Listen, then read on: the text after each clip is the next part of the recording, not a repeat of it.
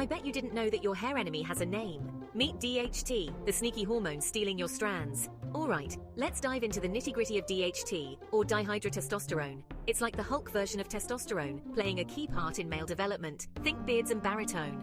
But there's a twist. It's also the culprit behind hair thinning for both gents and ladies. Yes, you heard right, ladies too. So what's the deal with DHT? For the blokes, it means a receding hairline and the dreaded thinning temples. And for the women, especially during menopause or conditions like PCOS, it means an unwelcome hair vanishing act right at the crown. But don't fret. There's a whole arsenal against this hair foe. From medications like minoxidil and finasteride to special shampoos and even lifestyle tweaks. Sleep, diet, and yes, less stress.